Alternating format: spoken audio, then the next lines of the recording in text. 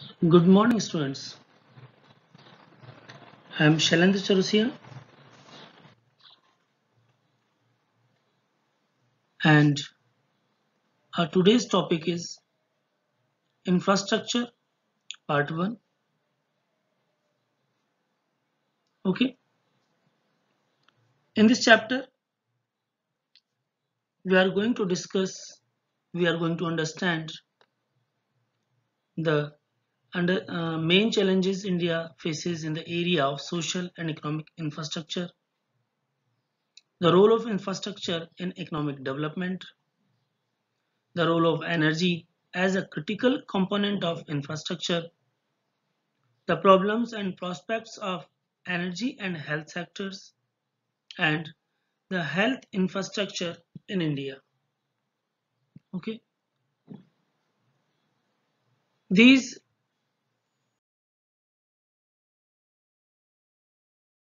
the topics we are discussing with the help of these contents.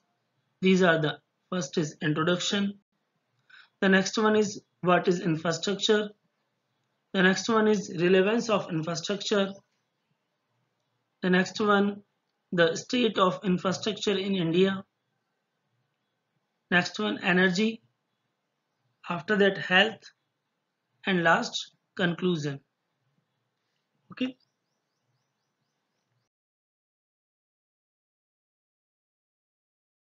Introduction मतलब infrastructure है क्या। तो सबसे पहले तो हमें समझना जरूरी है कि infrastructure is the backbone of an economy. Without the development of required infrastructure a country cannot stand with the developed country. It plays an important role in the economic, social as well as overall growth of the country. कुछ examples हम ले सकते हैं यहाँ पे, गुजरात है, महाराष्ट्र है, केरला है, ठीक है। ये कंपेरेटिवली अदर जो स्टेट्स हैं उनके कंपैरिजन में डेवलप है। क्यों? क्योंकि इनके पास एक अच्छा इंफ्रास्ट्रक्चर अवेलेबल है। गुजरात, महाराष्ट्र के पास अच्छा फिजिकल इंफ्रास्ट्रक्चर अवेलेबल है। केरला स्टेट है जिसके पास जो हेल्थ इंफ्रास्ट्रक्चर है उनका वो बहुत ही बढ़िया है, ठीक है। इस वजह से इन्हें डेवलप स्टेट्स की कैटेगरी में हम रख देते हैं, ठीक है। तो और भी स्टेट्स जिसको हम कह सकते हैं डेवलप कैटेगरी में आ सकते हैं, जिनके पास अच्छा स्टफ है, हम कह सकते हैं राजस्थान है, ठीक है, उत्तर प्रदेश है। तो ऐसे स्टेट्स हैं जिनके पास एक अच्छा इंफ्रास्ट्रक्चर डेवलप हो सकता है अगर यहाँ कोशिश की जाए। इसके साथ ही हम कर्नाटका को देखते हैं, ठीक है, जहाँ पे इंफॉर्मेशन टेक्नोलॉजी इंडस्ट्री बहुत ही इंपॉर्टेंट रोल अपना प्ले कर रही है। वहां पे वहां की जो स्टेट डोमेस्टिक प्रोडक्ट है वो, और साथ के साथ ही एम्प्लॉयमेंट, इसके थ्रू काफी लोगों को दिया जा रहा है। आउटसोर्सिंग के फील्ड में काफी आगे उसे माना जाता है, ठीक है। तो out of the various elements of in the infrastructure we have to focus on the role, problems and prospects of the most important areas of infrastructure like energy and health. मतलब इस चैप्टर में हम दो चीजों पे specially focus करने जा रहे हैं, एक तो एनर्जी और दूसरी चीज हेल्थ। दोनों ही बहुत ही इंपॉर्टेंट इंफ्रास्ट्रक्चर इसलिए माने जाते हैं क्योंकि एक बार अगर हम ऐसा सोच लें कि एनर्जी नहीं है, उसकी अगर हम इमेजिन करके देखें तो हमें लगेगा कि कुछ भी नहीं है, क्योंकि जितने भी अदर इंफ्रास्ट्रक्चर्स हैं वो सारे के सारे एनर्जी बेस्ड हैं। चाहे हम कम्युनिकेशन को ले लें, चाहे हम अदर सर्विसेज को ले लें, ठीक है, सभी में एनर्जी का अपना एक इम्पोर्टेंट रोल है। और दूसरा जो है वो है हेल्थ।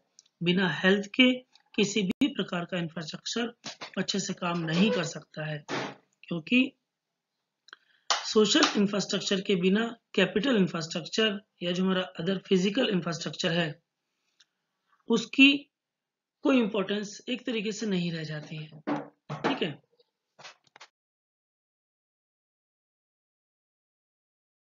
है क्या, इसका मीनिंग क्या है, किस तरह से इसे हम डिफाइन कर सकते हैं। तो infrastructure refers to those basic elements of economic and social aspects which provide support to the production activity in the country। ठीक है, मतलब कि ये अपने आप में कुछ भी नहीं है, लेकिन इसका सपोर्ट सबसे ज़्यादा इम्पोर्टेंट है, क्योंकि अदर जो प्रोडक्शन एक्टिविटीज़ हैं, अदर जो सर्विस एक्टिविटीज़ है कंट्री की, किसी भी देश की, वहाँ पे इंफ्रास्ट्रक्चर एक ऐसा सपोर्टिव सिस्टम क्रिएट करती है। अगर उस सपोर्टिव सिस्टम को हटा लिया जाए तो इकोनॉमी में कुछ भी प्रोड्यूस हो पाना, किसी भी प्रकार की सर्विसेज दिए जाना पॉसिबल ही नहीं हो पाएगा। ठीक है, तो उन सारे बेसिक एलिमेंट्स को हम इसमें शामिल करते हैं जो कि इकोनॉमिक और सोशल एस्पेक्ट से कंट्री के डेवलपमेंट के लिए अपना रोल प्ले कर रहे हैं। ठीक है, अब अगली बात आती है कि हम शामिल क्या क्या करते हैं। तो इसके अंदर हम शामिल करते हैं रोड्स हैं, रेलवे हैं, पोर्ट्स हैं, dams, airports, power stations, oil and gas pipelines, telecommunication facilities. इसके अलावा जो हमारे सोशल इंफ्रास्ट्रक्चर की हम बात करें तो उसमें कंट्री का जो एजुकेशनल सिस्टम है, जैसे स्कूल कॉलेज है, हेल्थ सिस्टम है जिसमें हम इंक्लूड करते हैं हॉस्पिटल्स को, सैनिटेशन सिस्टम है जिसमें क्लीन ड्रिंकिंग वाटर वगैरह है। ठीक है, और मॉनेटरी सिस्टम अपने आप में बहुत इंपॉर्टेंट इंफ्रास्ट्रक्चर माना जाता है, जिसमें हम बात करते हैं बैंक है, इंश्योरेंस कंपनीज है और अदर फाइनेंशियल इंस्टीट्यूशंस जो भी है वो सारे के सारे इसमें शामिल हो जाते हैं। ठीक है, तो हमारे पास एक अलग इसमें शामिल कर सकते हैं और कौन कौन से एलिमेंट्स हैं, जैसे कि हम पहले भी बात कर चुके हैं, दोबारा हम बात कर रहे हैं। Infrastructure can includes road, railway system, tunnels and bridges, mass transit system including buses, subways, ठीक है, अंडरग्राउंड ट्रेन्स वगैरह है, एलिवेटेड ट्रेन्स हैं, ठीक है, energy generating facilities like power station, wind farms, hydro electric plants. इसके बाद national power grids, electrical power lines and connections हैं, टेलीफोन केबल को हम इसमें शामिल कर सकते हैं, मोबाइल फोन टावर्स हैं जिसका बहुत इंपॉर्टेंट रोल है। अभी हम इस चीज़ को समझ सकते हैं इस कंडीशन में कि मोबाइल फोन हमारा कितना इंपॉर्टेंट रोल प्ले कर रहे हैं। ठीक है, हर एक फील्ड में, चाहे वो एडमिनिस्ट्रेशन हो, चाहे वो एजुकेशन हो या कोई से भी अदर फील्ड हो। इसके अलावा रिजर्वियर्स हैं, डैम्स हैं, ठीक है, जिससे आगे इरिगेशन फैसिलिटीज प्रोवाइड की जाती है, पंपिंग स्टेशन है, लीव्स हैं, ports, airports, waterway, canals, hurricane barriers, बहुत सारी जो हमारे नेचुरल कैलेमिटीज होती है उससे हमें बचाने में सहायता करते हैं, फायर फाइटिंग इक्विपमेंट्स हैं, ठीक है, हेल्थ सर्विसेज इसमें हॉस्पिटल्स, आज हम देख पा रहे हैं हॉस्पिटल्स की, क्लिनिक्स की, और जो इमरजेंसी रेस्पॉन्स सिस्टम है वो कितना अच्छे तरीके से आज के टाइम अपना रोल प्ले कर रहा है, अपना काम कर रहा है। अगर ये नहीं होता तो हम समझ सकते हैं कि अदर जो फिजिकल इंफ्रास्ट्रक्चर है वो भी अपना रोल अच्छे से प्ले नहीं कर सकते हैं। तो सोशल सेक्टर के जो इंफ्रास्ट्रक्चर है, सोशल इंफ्रास्ट्रक्चर है, उनके रोल को भी हम इग्नोर नहीं कर सकते हैं। ठीक है, एजुकेशन है, इसमें स्कूल कॉलेज यूनिवर्सिटीज हैं और अदर एडल्ट एजुकेशन फैसिलिटीज हैं। पुलिस है, पुलिस है जिसको हम शायद शामिल नहीं करें, आपको ऐसा लगे, लेकिन ऐसा नहीं है। आज की कंडीशन में हम देख सकते हैं कि पुलिस कितनी ईमानदारी से, कितनी मेहनत से अपना पूरा काम कर रही है। ठीक है, और भी अदर इंफ्रास्ट्रक्चर फैसिलिटीज जैसे वेस्ट रिमूवल है, सैनिटेशन फैसिलिटीज है, इन सब के बिना हम कभी भी इंफ्रास्ट्रक्चर को डेवलप नहीं मान सकते हैं। तो इंफ्रास्ट्रक्चर अपने आप में कुछ भी नहीं है, लेकिन अदर जो सेक्टर्स हैं उनमें एक बहुत ही ज्यादा इंपॉर्टेंट एलिमेंट के रूप में अपना काम करता है, जिसके बिना शायद कोई भी इकोनॉमी डेवलप नहीं हो सकती, कोई भी इकोनॉमी की ग्रोथ नहीं हो सकती है। ठीक है, पास वो आता है क्लासिफिकेशन ऑफ इंफ्रास्ट्रक्चर, जैसा कि हम ऑलरेडी बात कर चुके हैं। Generally, we classified the infrastructure in the two categories. The first is the economic infrastructure. The second one is the social infrastructure. Some irrigation and power facilities, transportation, communication. Okay, dams. No, whatever examples we have taken already in the previous section, like element of the infrastructure. सारे के सारे हम शामिल कर चुके हैं, economic infrastructure से related है।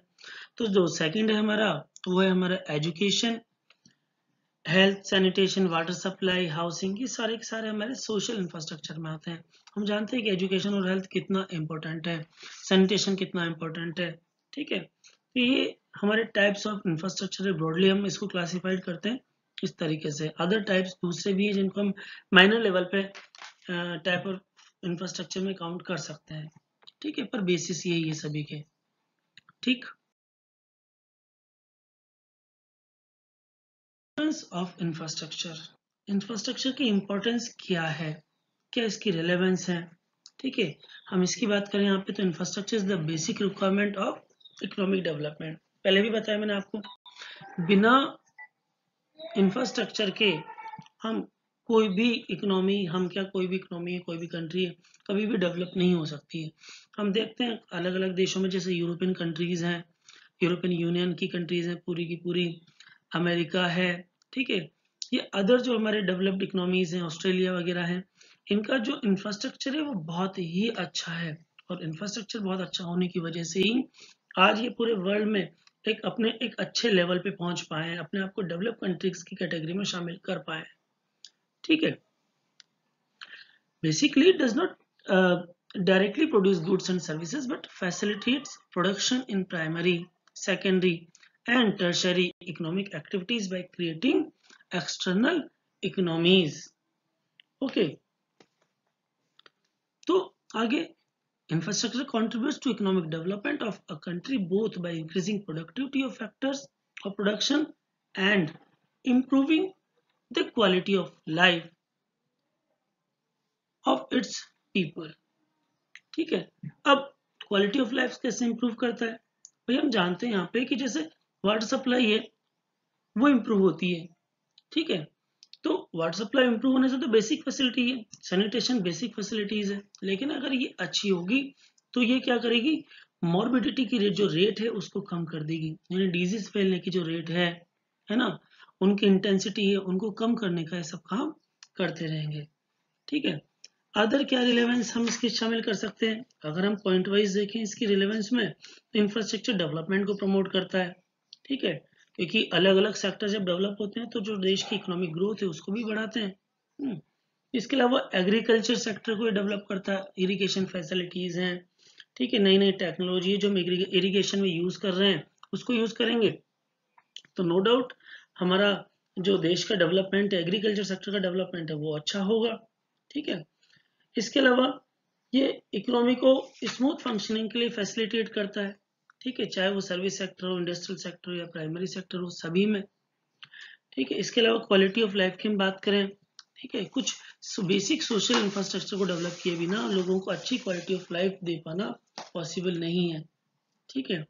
तो उसकी भी हम बात करें, यहाँ पे एयर पोल्यूशन नहीं होना चाहिए, नॉइज पोल्यूशन नहीं होना चाहिए, ठीक है। तो इन सब के लिए भी हमें एक अच्छे सिस्टम की, अच्छे इंफ्रास्ट्रक्चर की जरूरत है यहाँ पे, ठीक है। इंफ्रास्ट्रक्चर मार्केट की साइज को भी इंक्रीज करने का काम करता है, कैपिटल इन्वेस्टमेंट को भी बढ़ाता है, जहाँ इंफ्रास्ट्रक्चर अच्छा होता है वहाँ पे कैपिटल इन्वेस्टमेंट ज्यादा आता है। हम देखते हैं कि कोई भी जो फॉरेन कंट्रीज है, फॉरेन इन्वेस्टर्स हैं, वो हमारे देश के उन स्टेट्स में नहीं आना चाहते जिन स्टेट्स में इंफ्रास्ट्रक्चर अच्छा नहीं है। गुजरात में सभी फॉरेन इन्वेस्टर्स इन्वेस्ट करना चाहते हैं, चाहे वो एफडीआई हो, ठीक है। तो एफडीआई ज्यादातर हमें उन्हीं स्टेट्स में देखने को मिलता है जहाँ का इंफ्रास्ट्रक्चर अच्छा है। गुजरात में हम अच्छा देख सकते हैं, महाराष्ट्र में देख सकते हैं, या कुछ जो हमारे साउथ के स्टेट्स हैं उनमें भी इंफ्रास्ट्रक्चर अच्छा होने की वजह से एफडीआई ज्यादा आता है। लेकिन हम देखते हैं जो कुछ ऐसे स्टेट्स हैं, जैसे हम बिहार का नाम ले सकते हैं यहाँ पे, है ना, ठीक है, यूपी अब डेवलप होने लगा है, ठीक है, राजस्थान में भी अब इन्वेस्टमेंट आने लगा है। तो अगर इंफ्रास्ट्रक्चर अच्छा होगा तो फॉरेन डायरेक्ट इन्वेस्टमेंट भी हमारे पास सफिशिएंट आएगा, ठीक है। लेकिन अगर इंफ्रास्ट्रक्चर नहीं होगा तो कोई भी जो इन्वेस्टर्स है वो इन्वेस्ट करने में यहाँ पे इंटरेस्ट ही नहीं लेगा, ठीक है। तो कैपिटल फॉर्मेशन में भी जो इंफ्रास्ट्रक्चर वो अपना रोल प्ले करता है। इसके अलावा आउटसोर्सिंग फैसिलिटीज भी इंफ्रास्ट्रक्चर प्रोवाइड करवाता है। अच्छा, अगर हमारे पास मान लो कम्युनिकेशन इंफ्रास्ट्रक्चर अच्छा नहीं होगा तो हम आउटसोर्सिंग फैसिलिटीज प्रोवाइड ही नहीं कर पाएंगे। बेंगलोर जैसे है, हम जानते हैं आईटी हब माना जाता है ना, वहाँ पे अच्छी फैसिलिटीज है आउटसोर्सिंग के मामले में। क्यों है? क्योंकि वहाँ पे टेलीकम्युनिकेशन सर्विसेज बहुत अच्छी हैं, ठीक है। इसके अलावा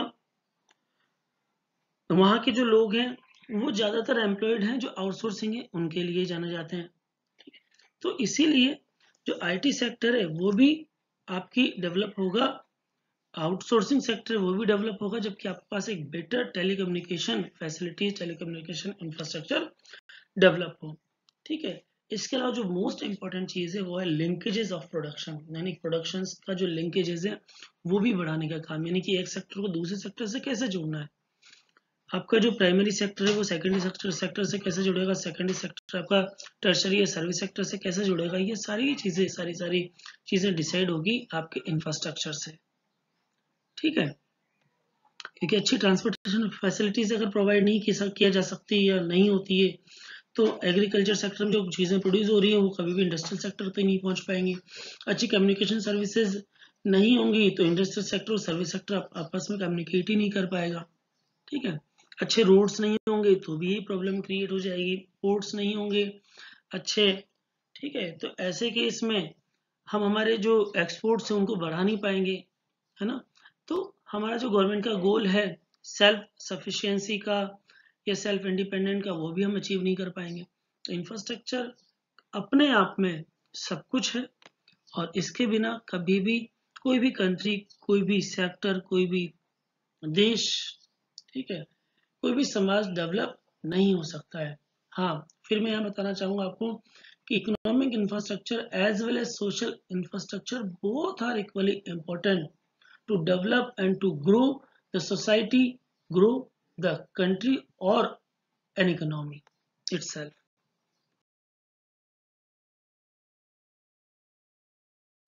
The state of infrastructure in India. ठीक है, अब हम बात करें यहाँ पे कि इंडिया की इंफ्रास्ट्रक्चर के फील्ड में क्या कंडीशन है। तो हम देखते थे कि traditionally the government has been solely responsible for developing the country's infrastructure. ठीक है, तो क्योंकि गवर्नमेंट ही पूरी तरह से हमने देखा कि इंडिपेंडेंट के पहले ब्रिटिशर्स के हाथ में था सब कुछ, तो उन्होंने इंफ्रास्ट्रक्चर डेवलपमेंट पे पूरी हमारा कुछ भी ध्यान नहीं दिया। इसीलिए आफ्टर द इंडिपेंडेंस गवर्नमेंट ने सोचा कि क्यों ना हम यहाँ सब कुछ अपने हाथों में ले लें और इंफ्रास्ट्रक्चर डेवलप करने के लिए जो जरूरी चीजें हैं उसे आगे बढ़ाएं। ठीक है, पर हमने इस बात को भी देखा कि गवर्नमेंट इंफ्रास्ट्रक्चर को डेवलप करने में उतना इम्पोर्टेंट रोल प्ले नहीं कर पाई है, वो इनएडिक्वेट था। ठीक है, जब तक कि प्राइवेट सेक्टर का इन्वॉल्वमेंट नहीं होगा हम पूरी तरह से इंफ्रास्ट्रक्चर डेवलप नहीं कर पाएंगे। ठीक है, आज हम देख रहे हैं कि प्राइवेट सेक्टर पब्लिक सेक्टर के साथ अटैच होके पीपीपी मॉडल है, अब तो गवर्नमेंट ने उसे बढ़ा के 4P के रूप में भी कन्वर्ट कर दिया है। ठीक है, कि पब्लिक पार्टिसिपेशन भी उसमें होना चाहिए। तो पब्लिक प्राइवेट पार्टनरशिप के थ्रू ही आज हमारे जितने भी इंफ्रास्ट्रक्चर है उनको डेवलप किया जा रहा है, चाहे वो रोड हो, चाहे वो ब्रिज हो, चाहे वो मेट्रो स्टेशन हो, ठीक है, चाहे वो एयरपोर्ट्स हो, चाहे वो सिटी डेवलपमेंट प्रोग्राम हो, उन सभी में पब्लिक और प्राइवेट दोनों की पार्टनरशिप देखने में आती है। ठीक है, आज हम देख रहे हैं यहाँ पे कि बहुत सारी टेक्निकल प्रोग्रेस भी हो रही है। ठीक है, रूरल सेक्टर में भी इंफ्रास्ट्रक्चर डेवलपमेंट पे जोर दिया जा रहा है। गवर्नमेंट अपने अलग अलग प्रोग्राम्स के थ्रू, अपनी पॉलिसीज के थ्रू जो ज्यादा से ज्यादा लेबर है उनको यूज करेगी, रूरल सेक्टर में भी कैपिटल जनरेशन और इंफ्रास्ट्रक्चर अच्छा बने। ठीक है, लेकिन एक चीज इंपॉर्टेंट है यहाँ पे कि सिर्फ गवर्नमेंट ये कर पाने में अपना पूरी इनएडिक्वेट साबित हो रही है। ठीक है, इसलिए प्राइवेट सेक्टर को भी यहाँ पे आना है। जैसे अगर हम चाह रहे हैं कि सोलर एनर्जी ज्यादा से ज्यादा हम बढ़ाएं तो हमारी गवर्नमेंट के साथ प्राइवेट सेक्टर को भी यहाँ पे अपना इम्पोर्टेंट रोल प्ले करना पड़ेगा। ठीक है, हम देख रहे हैं कि इलेक्ट्रिसिटी कनेक्शन हो, ठीक है, या और कोई दूसरी चीजें हो, उनमें भी बहुत अच्छी फैसिलिटीज अभी भी प्रोवाइड नहीं की जा सकती है। ठीक है, तो और अगर हम वाटर सप्लाई की बात करें तो अभी भी ये बहुत लिमिटेड प्लेसेस पे पूरी तरह से दी जा रही है। कंडीशन हमारे इंडिया की अभी भी टैप वाटर अवेलेबिलिटी है जैसे लिमिटेड है, सिर्फ 24% ही रूरल हाउस होल्ड्स को अभी तक ये दी जा सकती है ना। अदर हमारे पास डेटाज भी है, यहाँ पे हम देख सकते हैं कि investment in infrastructure as percentage of GDP according to 2014 only 34% of the GDP, ठीक है, इंफ्रास्ट्रक्चर में इन्वेस्टमेंट होता है। ठीक है, जो काफी कम है। चाइना में 46 है, हम देख रहे हैं यहाँ पे इंडोनेशिया में भी 35% है। ठीक है, तो काफी कम हम यहाँ पे देख रहे हैं। अभी access of improved water sources 15 के अकॉर्डिंग हम डेटा देखें तो इंडिया में अभी भी है सिर्फ 94% ही हमारे पास अवेलेबल है, जबकि चाइना में 96% है। सिंगापुर में तो 100% फैसिलिटीज दी जा रही है, साउथ कोरिया में 98% दी जा रही है, यानी कि इंडिया अभी भी इन सारी कंट्रीज से काफी नीचे आ रहा है।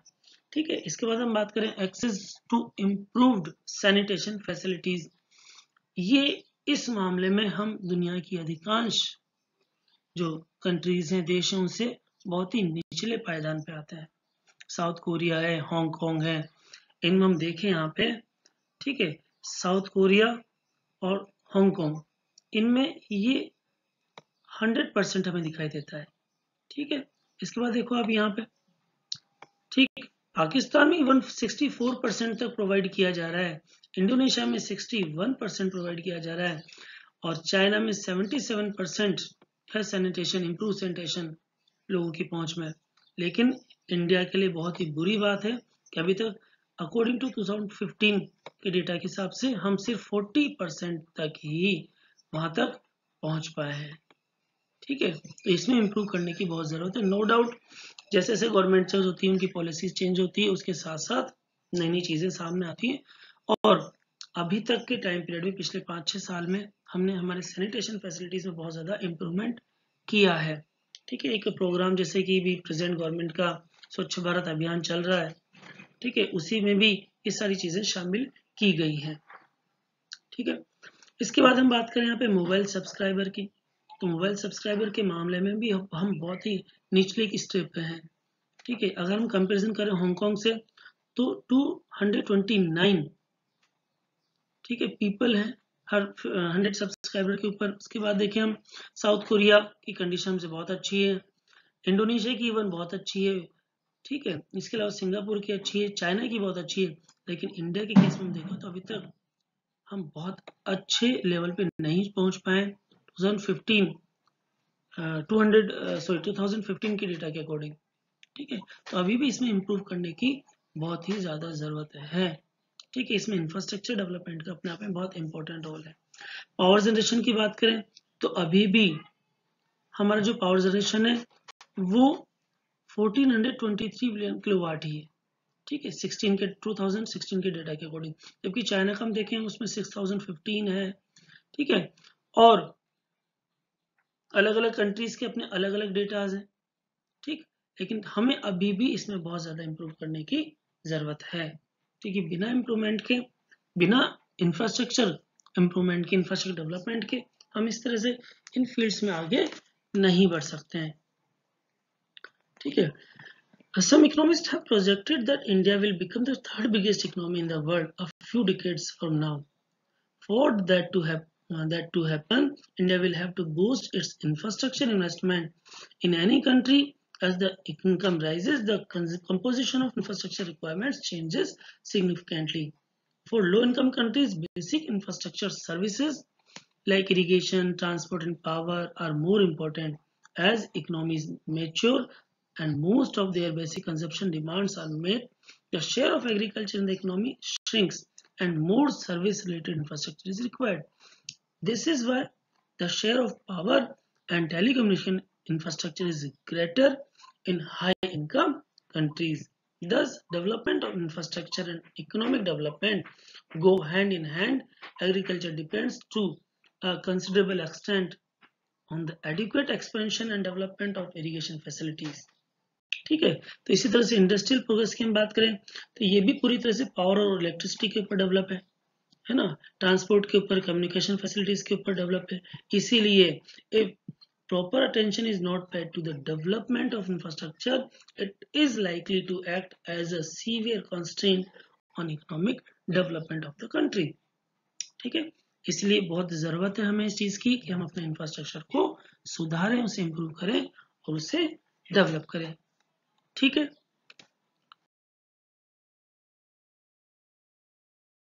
नेक्स्ट क्लास में हम आगे की चीजें डिस्कस करेंगे। ठीक है, एनर्जी के बारे में हम आगे डिस्कस करेंगे। Thank you very much.